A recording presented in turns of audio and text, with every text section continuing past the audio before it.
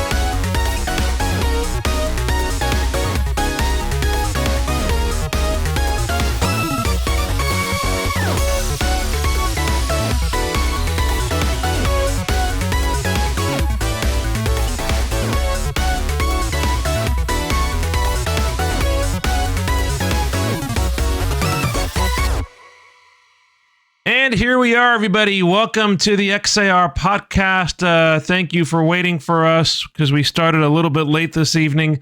It is November the 12th, 2025. We're coming to you live on this Wednesday evening. I am JR, and he is Neff. Hello, Neff. Nice shirt you got. Yes, thank you. I finally had a chance to pull it out of its box, throw it through the wash machine, because there's one thing I will tell you. You must always, always, always wash a shirt first before you wear it. Yes. Because you can get nasty, nasty surprises. Yeah. Don't ask me how I know that. I'm sticking with what I got tonight because it's a little chilly around here. It's getting that way now. We had a little snow flurries yesterday, as we mentioned on the start of the stream yesterday. And Neff, you were saying that's the brunt end of what you got earlier this week, huh?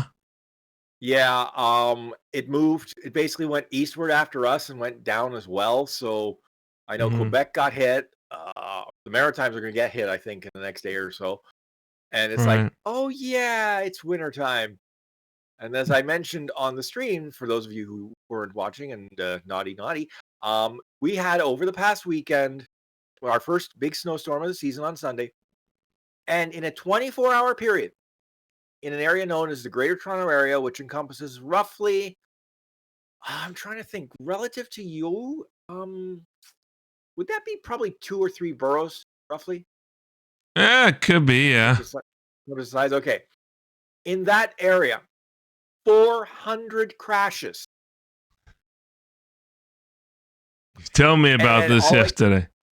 And all I could say was, thank God I have my snow tires, and thank God I leave lots of space in front of me and behind me because I did not want to become a statistic. Thank you very much. Oh, man. Well, yes, we're glad that you braved the elements to join us here tonight. Unfortunately, Neff has some situations, and that's why you see he's occasionally disappearing from the screen. Yes, which is rather a problem because this camera I need to use. And the funny part is the indicator light on the camera is not flickering. So it's not as if the camera's saying, hey, I've got a problem. Yeah. But I also have been noting in the last few weeks that my computer's been acting a little strange. And I'm going, is it sign of time? Yeah, exactly. Now, this machine is a, what I'm looking for, is a COVID machine. 2020. So I'm going, it's 5 years old now. So it may be getting, to the point where something is going wrong. And I'm going, okay, do I want to, spend money to try and find out, or just say, you know what, buy a new computer? Yeah. Yes. There we go. you saw it, right? Yeah, I saw it. And literally I'm watching myself on the camera, like the little monitor light, and it didn't flicker an inch. Wow. So I don't know if it's Discord. I don't know what's going on. I mean, as I was saying to JR off air, I have to do something with my real job tomorrow, which needs the camera. And from what I can tell, it is not going to be a fast encounter. So it's like, uh-oh. Yeah. I'm doing this all day. This could be very, very bad for me. Yeah. So we'll keep the podcast a little short tonight. So we'll give Neff some time to try to quality control what's going on. The only thing that works is I'm not worried about it. So we'll go the regular time. I'll just play with it afterwards, and I'll just go, okay, I'm gonna beat you, camera. I'm gonna beat you up. Okay, so once again, yes, if you're watching us right now live, you're watching us on the YouTube replay or wherever you watch the video replay. If Neff occasionally disappears from the screen, yeah, we know. Yeah. The only thing that works on Neff's end right now is his background and his shirt. Yes, indeed. As I was saying, JR, I got the shirt out of the box. I threw the shirt in the wash because, again, I said to JR off air, I said, look, there's one thing I've learned over the years is that you always wash a shirt once before you wear it. Yep. Don't ask why. Yeah, I washed mine before I wore it, so all is good with that, I think. And we welcome you here. Thank you for watching us. Thank you for tuning in. And again, if you're watching us live right now, thank you for your patience.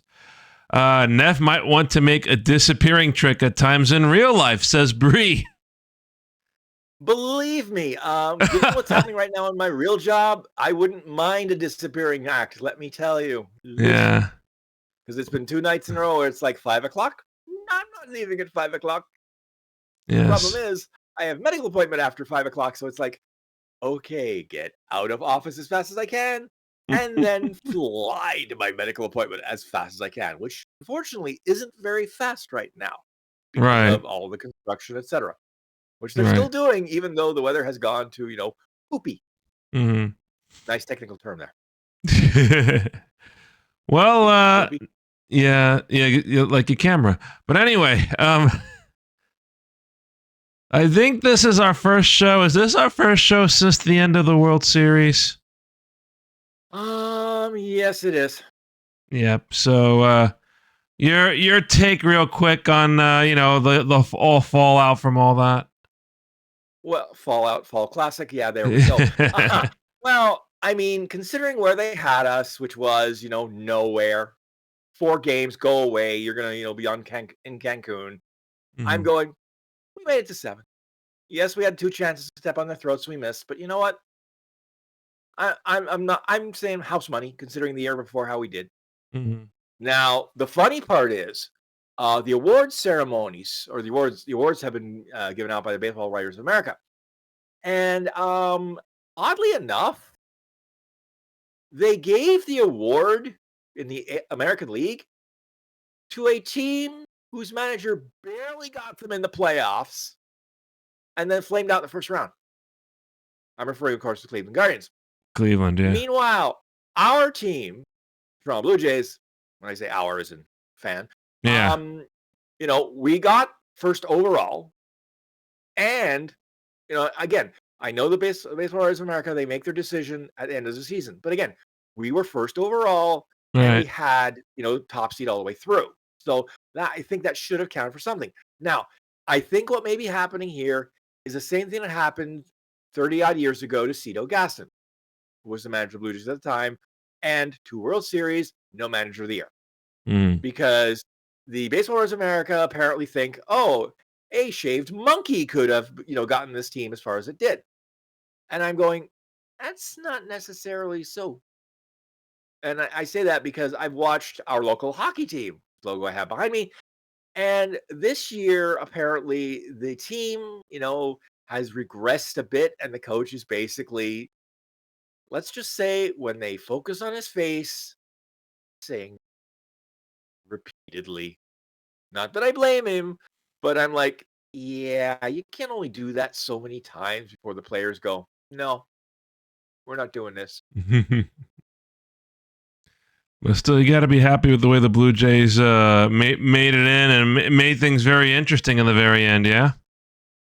Well, yeah, as I said, it was house money considering in 2024, the team was absolutely a dumpster fire. Mm-hmm. And then, Mark Shapiro and Ross Atkins put their heads together, didn't come up with a howl sound for a change, and actually managed to tweak the roster just enough and get that secret sauce going.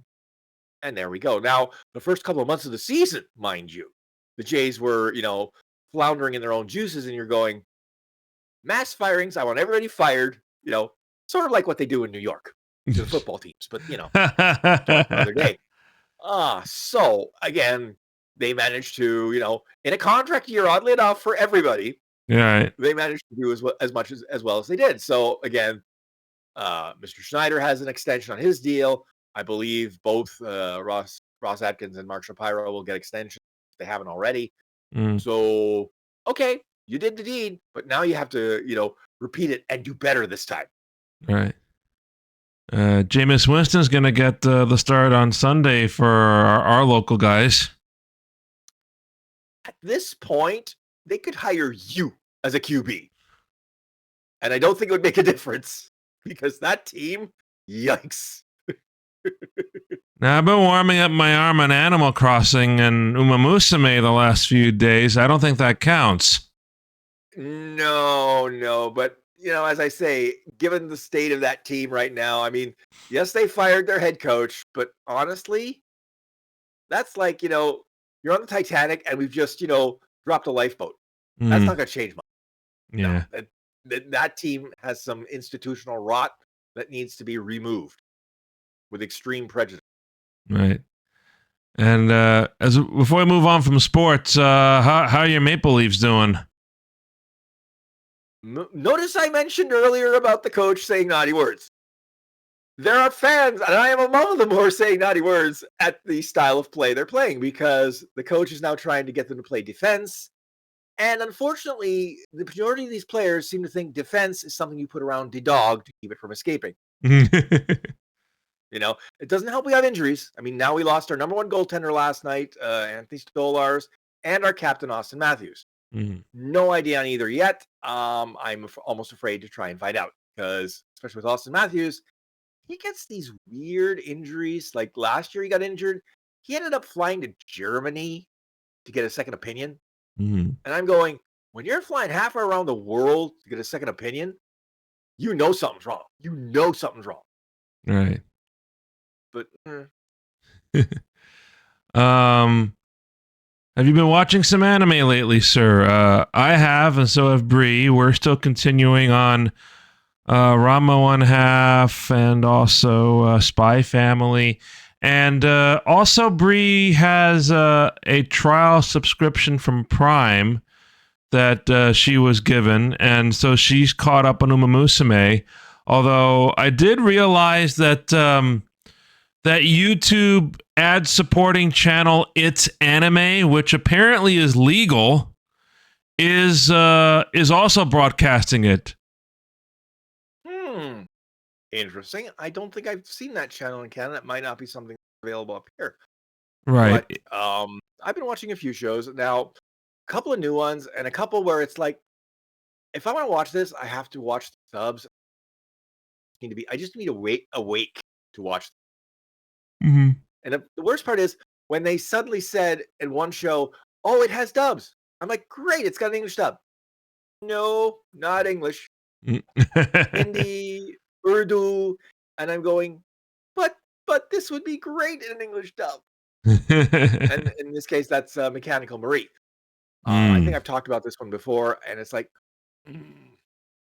Now, there's another show I've picked up. It's one of those where it's like, okay, The Banished Court Sorcerer, I think is the name. It's something like that. And it's interesting only because it's like, okay, it's one of those ones where, the guy this guy knows he's overpowered. The problem is that while he was working as a court magician, basically the prince and all his hangers-on, made him feel like, he wasn't worth anything. So he ends up getting kicked out of that and then meeting up with some old classmates, and they eventually, go adventuring together, which is all well good, except now the prince realizes, oh crap, I'm in trouble without him. So I suspect shenanigans to try and get the person to come back. It's like, no, boy, this is not going to be good.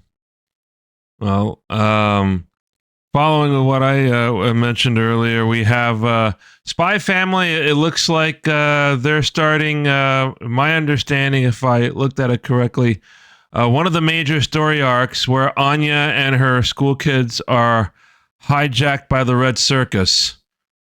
And that's not going to end well because either Lloyd or Yor, and if Yor comes calling, ooh, stabbity thing, stabbity thing. Eek. So this is the point where they're going to a school trip, and one of the bus drivers is in with the circus and kind of goes another way. So, oh dear, that's going to end. As I said, somebody's going to either get shot or stabbed. And if I had my druthers, I think I'd rather be shot because if Yor gets stabbity, especially if Anya gets put in danger, your mama bear is just no. You do not get your mama bear. You do not get her mad. That does not end well.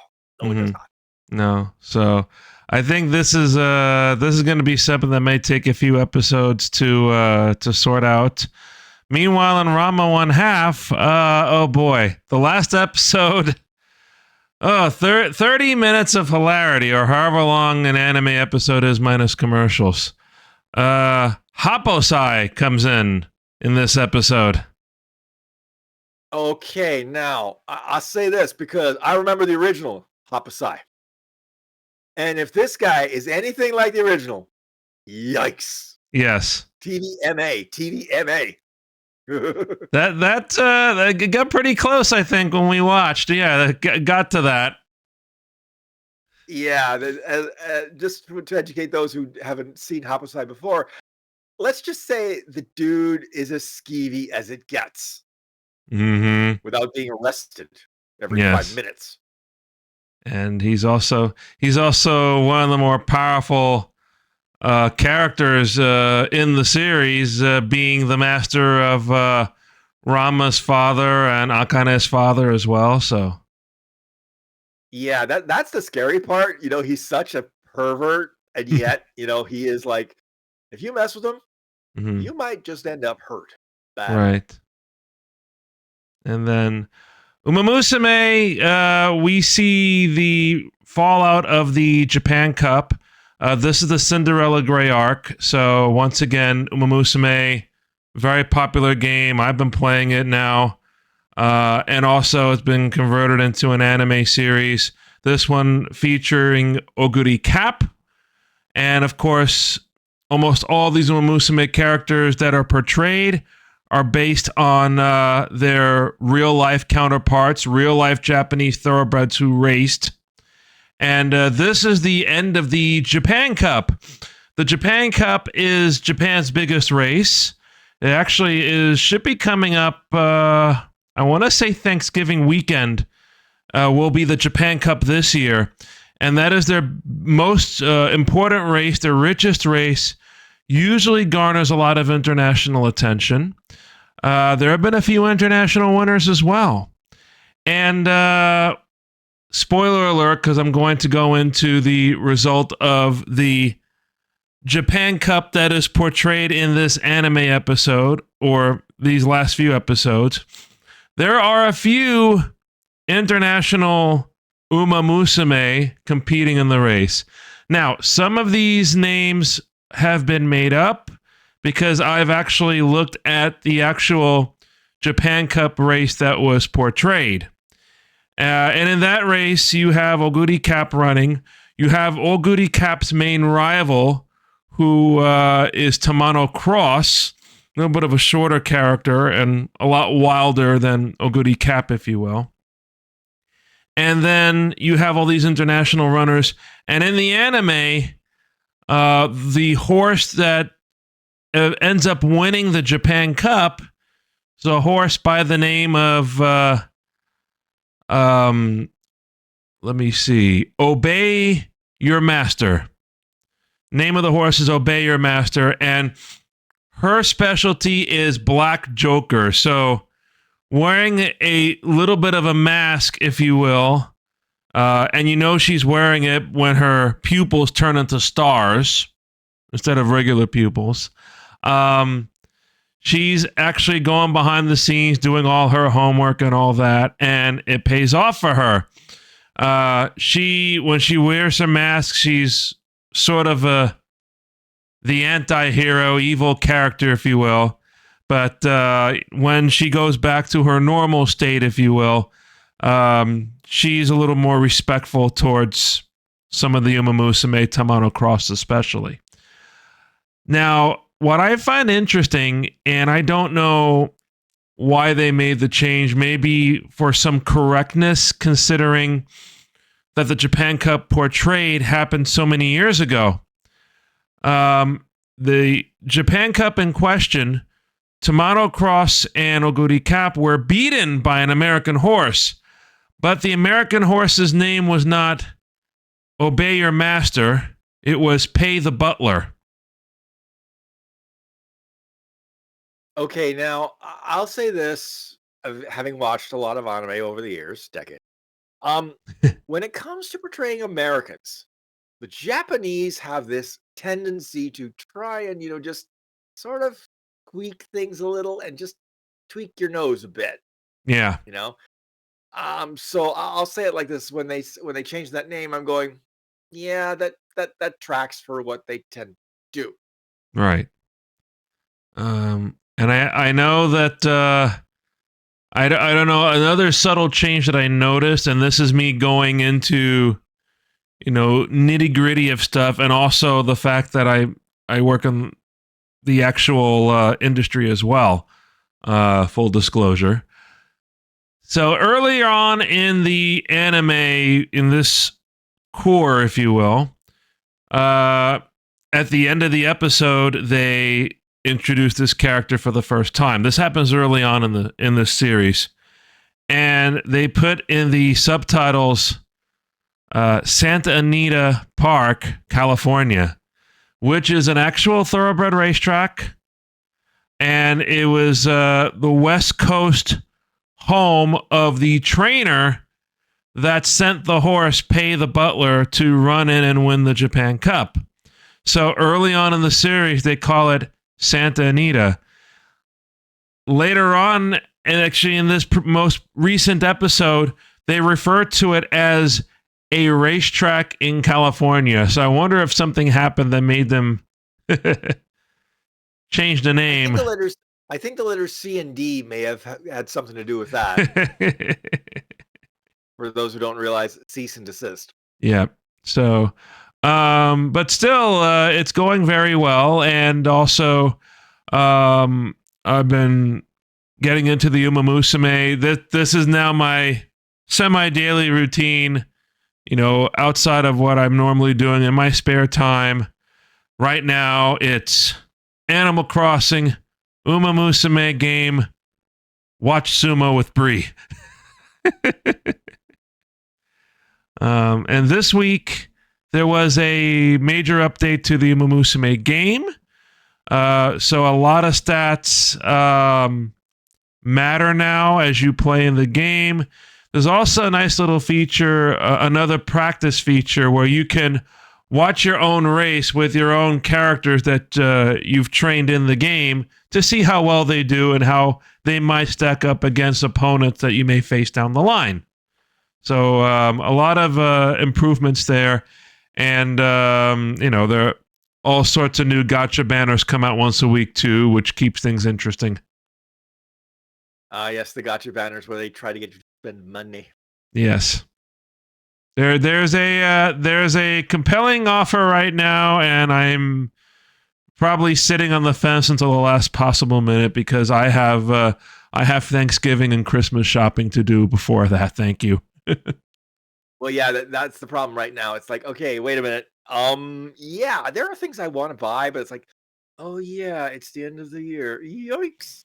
Yep, it's that time again. I gotta see what I can send in your direction that will actually make it and not get stopped or swiped by Canada Post. Swiped, yes. Or left to rot somewhere. Yeah, I know. You've told us about your situations with Canada Post before. Shiliak has told us about his situations with Canada Post. A lot of prizes we've sent to him from our prize bin in the days of XAR, they never make it to his house because But it begs the question: how many postal workers are weebs? I know, right? I wonder what the percentage is that actually go, hey, I know what this is. I'd like it. Or my kid would like it. Hell, screw my kid. I want it. So as we go and look into Japan right now, yes, so the sumo tournament is up and running. All eyes right now are on the two big guys, those being Onosato and Hoshoryu. Also, the Ukrainian Aonishiki doing well in the first few days. By the time we do the next podcast, which will probably happen right before American Thanksgiving, we'll have an idea of how things are going on in that regard. Something else that's making headlines is the new Prime Minister, Sanae Takaichi, and her government's plans now to raise the departure tax for people flying out of Japan, which would, to be fair, be applied to tourists and Japanese nationals alike. Right now, the departure tax is 1,000 yen, or a little under $10 US. They want to triple it to 3,000 yen, or a little under $30 US per passenger. And the goal, according to the reports, is to use that extra revenue to fight the over-tourism that is happening in Japan right now. ...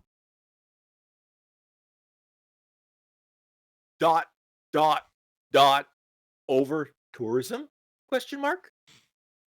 Well, there could be an argument.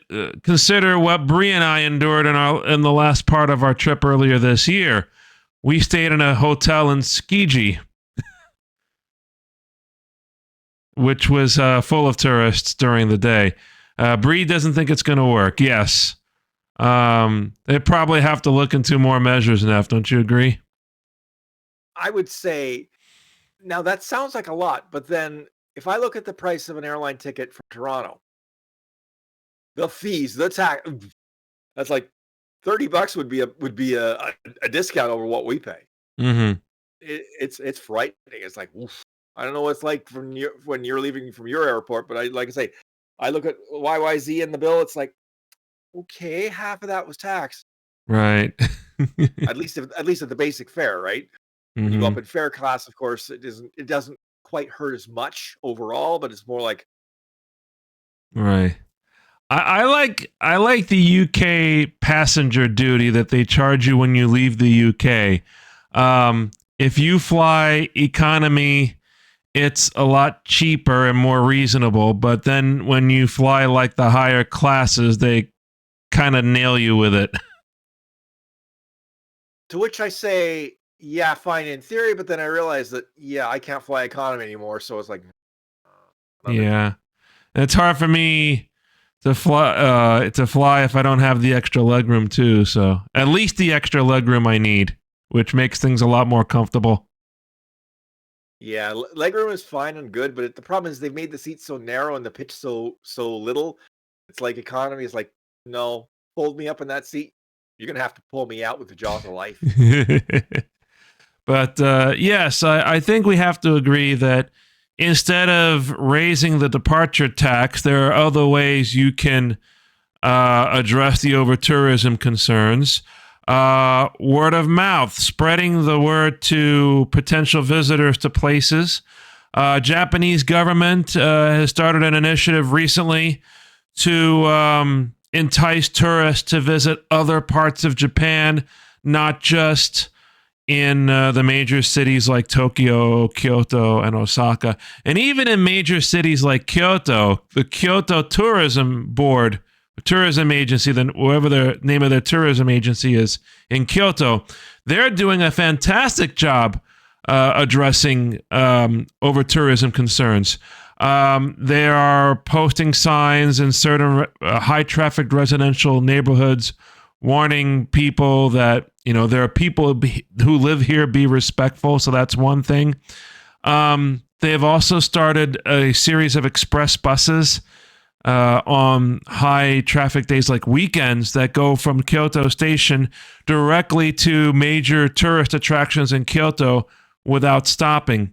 And then you have the idea that I've pushed for in Kyoto for so many years, and I've spoken about it on my blog a few times as well when I had my travel blog, is that Kyoto has a vast bus network, but they can get notoriously slow because so many people use those buses. So what do? You use the subway. Kyoto only has 2 subway lines, one that goes north-south, one that goes east-west. And you can use that to get to from, say, Kyoto Station up to a certain area. And then you can go to a stop, and then you can walk to a location, or you can take a bus from there, or even a taxi. And taxis, especially the last 2 trips I took with Bree, taxis have been amazing. Do a fantastic job getting you from point A to point B. They make things easier now because now they have the Go app translated into English, so you can actually hail a cab in Japan if you wanted to do it that way. More often than not, now you just go outside the subway station, the train station, you go to the taxi rank, and you just get into the taxi right there. Super convenient, and will alleviate, helps to alleviate some of the overcrowding, and also makes individual trips a little more enjoyable.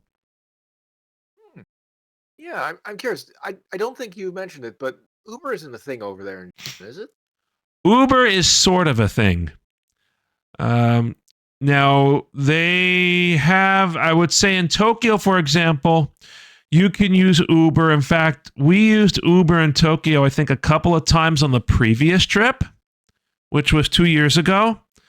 That's when Go was only in Japanese.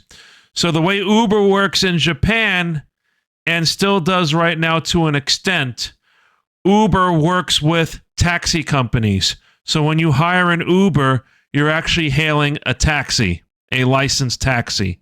Now they have started, if I'm not mistaken, if it's not in Tokyo, it's one or 2 of the other major cities, where if the demand is enough, they will start bringing in actual ride shares that have been certified by the taxi companies.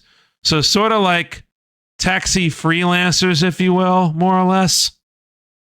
Ish. Okay, so unlike other places, see, because in other places, Uber just came in and was like an invasive species and basically wiped out most of the taxi existence. Oh, yeah. To the point where there are very few left, Mm. especially in my area. But it appears that in Japan, they've said, no, you're not coming in and doing that.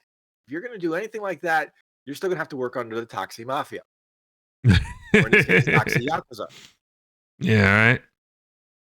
And so, And I will say this on the note of taxis in Japan. God bless those drivers, because those drivers endure excruciatingly long work days.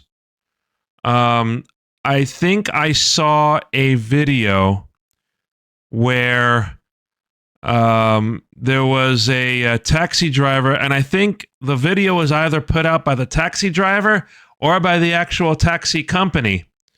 So that taxi driver's shift was 18 hours. 18 hours, and then every so often you get regulated rest breaks and meal breaks. But your total time from the time you pick up your taxi to the time you drop it back off at the place, 18 hours. And then you get like the next 2 or 3 days off, and then the cycle restarts again almost. Oh, okay, that brings back very, very bad memories. Oh. Brief story. I worked at Canada's Wonderland for a few years. And one year I was at the Main Gate souvenir shop, and they were very short-staffed. So they asked me, could I do an entire day? Now, bear in mind, I'm like 15 years old at that point. Yeah. And so 15-year-old me goes, sure, I should be able to do that. Now, it meant I'm there at about 8:30 latest. So I had to be up at like 6 to get there because we'd have to take the bus. And by the time we finished, and cashed out for the day, it was like 1:30 in the morning. Oh By my the time I got God. back to where I was, by the time I got back to where I was staying, because I was staying with a relative, it was about 4:30 in the morning. I literally crashed into bed and I didn't move again. I literally did not even. I was out like a light. I didn't get up to like I think it was like 7:30 at night till I actually crawled out of bed and went, "Where am I?" Oh, Now, if I may ask, what year was this, or what year period? that that would have been the early 90s, I believe. Yeah. Wow. Yeah, well, again, young, stupid, didn't know any better. Of course, violated all sorts of labor laws at that point. But Mhm, again, when you're that young, you need the money. You're like, okay, I'll do it. Because I think I mhm. was saving up for my first computer at that point. So I'm like, oh, if I pull this, I'll be able to, get overtime and time and a half and da da da. Da. Again, not realizing the toll it would take on my body. I mean, the next 2 days after that, I was just like, I'm glad I have 2 days off work because no, I'm not doing anything right now. Oh boy, I can't remember a situation I was in the same scenario, but well, now I guess now I feel like every morning I wake up, I feel so tired because the nature of my job. Now that we've changed the clocks, because we still like to change the clocks around here. It's earlier to work and earlier back home. Yeah. When you say change the clock, it's like, okay, it's not yet at that point, but it'll be at some point soonish where it'll be like going to Hmm. work in the dark, coming home in the dark. Hmm. And I work an office job. That should tell you. It's like, ugh. Yeah. I'm looking into some of the more Japan news here. They talk about the popularity, the resurgence in the popularity of the Japanese sleeper trains. I've spoken about sleeper trains before in Japan. Very popular mode of transportation, post World War II era, into the 80s, 90s, and even into the 2000s a little bit. And then they've had to retire the equipment because it's gotten too old. Now there is one overnight service that runs for out of Tokyo, goes to like central and western Japan, and you book it like any other train. The problem is now, again, resurgence in popularity. More people are traveling after COVID, and the former prime minister apparently also plugged the train. So with that, now this train is selling out when it goes on sale. Trains in Japan, seat reservations go on sale 30 days before the trip. So 30 days before that particular day's departure, at 10 a.m. in Japan, all the tickets go on sale, and for that particular overnight train, within a few minutes, gone. Wow. So that's sort of like when season tickets tickets for the Leafs come on sale at the beginning of the year. Almost, yeah. but these overnight trains far fewer capacity. I'll tell you that. And then there's I go from that to another bit of news I've been reading here. This is our little quirky news of the day from Japan. In Nagoya, and actually, or the article is from Nagoya, but the point of location is Gifu Prefecture, which is nearby. A railway company employee aspiring to be a train driver maneuvered trains with passengers on board for a total of 16 minutes without a license. Okay, that's not as bad as I thought you were going to say, because I'm like, okay, maneuver a train. That's probably slow speed, probably no real risk to the passengers. Yeah. No, As no one was opposed in. to Go ahead. as opposed to a recent story around here, some heavy truck driving schools have been found to be graduating folks who cannot even drive the damn truck, which would explain a lot considering what I've seen on the roads these days. So let's see here. No one was injured when the employee in his 20s drove a 2-car train with around 10 passengers. And this is a rural train line. So they'll have shorter trains. and not as many passengers, unlike what you'd see in major transit systems in major cities. On 2 occasions for about 3 minutes in June and 13 minutes in July, he asked the licensed drivers operating the trains to cede control. No delays or overruns were reported as a result, but it still plans to punish him. He had received training to become a train driver since February, but he dropped out in March, but he still maintained his desire to become a driver. So this goes back to, harkens to the occasional press releases I see from Japanese train companies where trains overshoot the platform by a considerable difference and then have to back up into the station. And also, I think there's one noticeable event where I think a bullet train or a limited express train in Japan departed 10 seconds too early. And they had to issue a big apology because the train left 10 seconds too early. Meanwhile, we have 2 transit lines up here that cannot get running for love or money. The next time you're up here, it depending on when that is, they might be running. But okay, one line has been in construction mode since 2011, and it was supposed to be a 5-year project. Yeah. So, yikes! And they're just in the testing phases now. So it might open this year.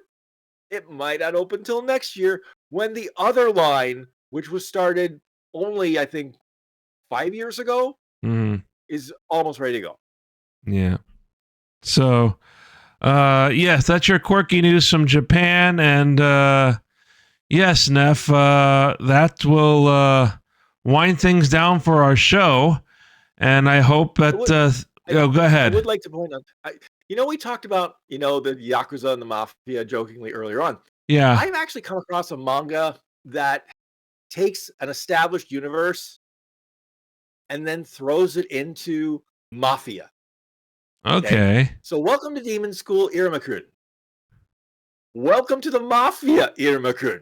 Oh, no. If you've never seen Welcome to Demon School Iruma-kun, this is about a kid who gets adopted by a demon. This kid's completely human, except he has this uncanny ability to evade injury. Like, this is actually insane how, he ducks and whatever.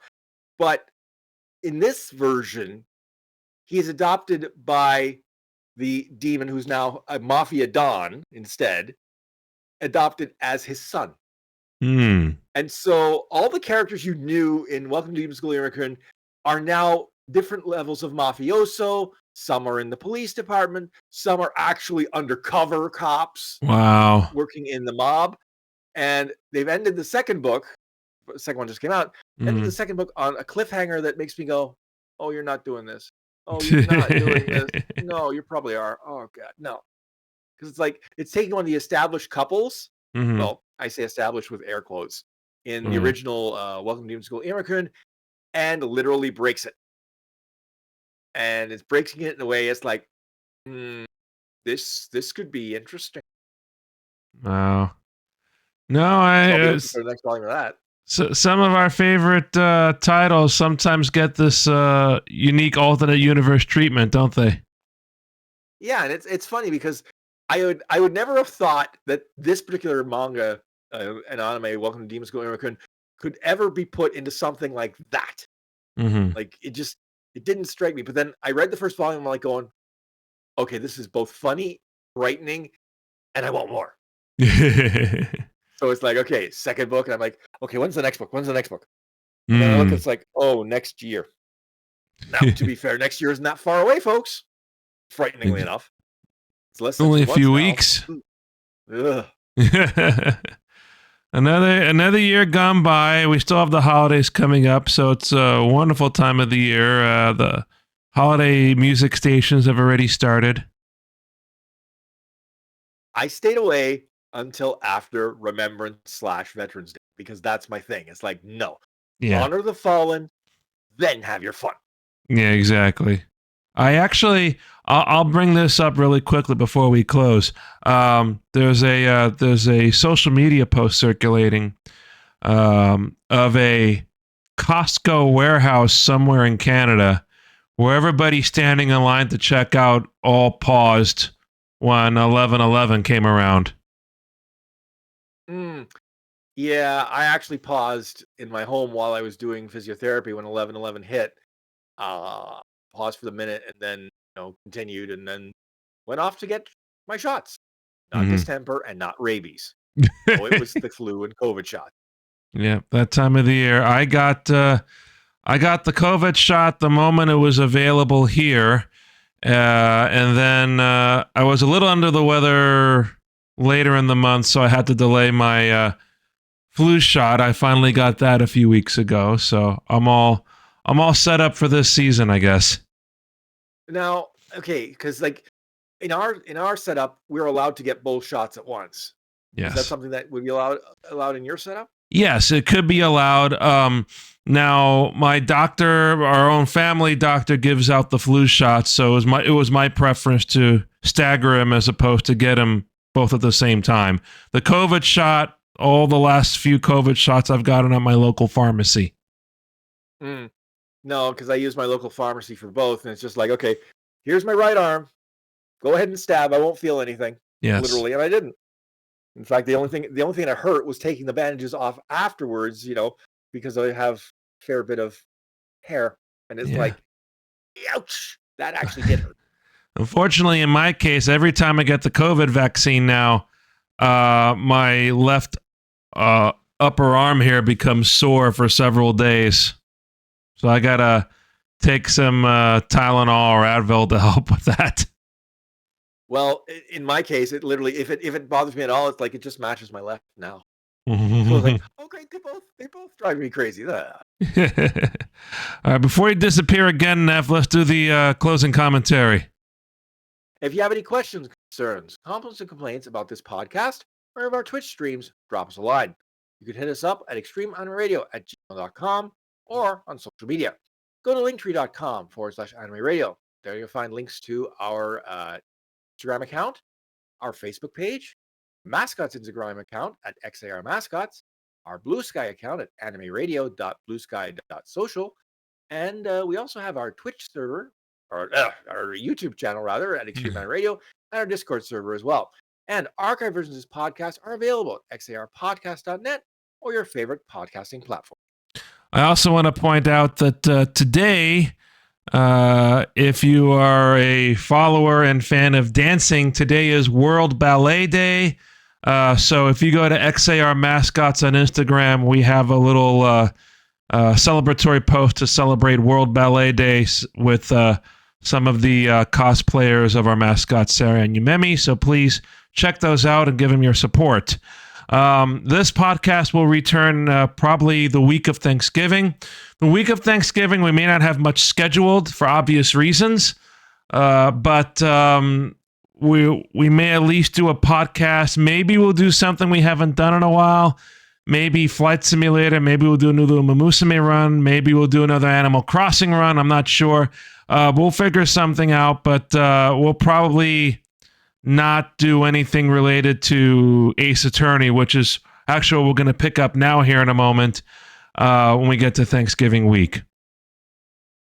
I'm sorry, I have to do this. So you mean we're going cold turkey for Thanksgiving? I broke him. Objection. Hold it. Yeah, exactly. Phoenix Wright withdrawal. We'll have to talk about that. We're getting into a part of the game that talks about somebody we're interrogating with multiple personalities that we've discovered. So I know Karam is back with us, and we're going to try to bring her up to speed here in the time that we have. But anyway, as far as the podcast is concerned, we thank you as always for tuning in, for watching and listening. And until we see you, probably Thanksgiving week, remember, keep on looking out for Extreme Radio Twitch streams, and don't forget, archivers of our podcast are available at xarpodcast.net or your favorite podcasting platform. Good night, everybody. Good night. See you next time.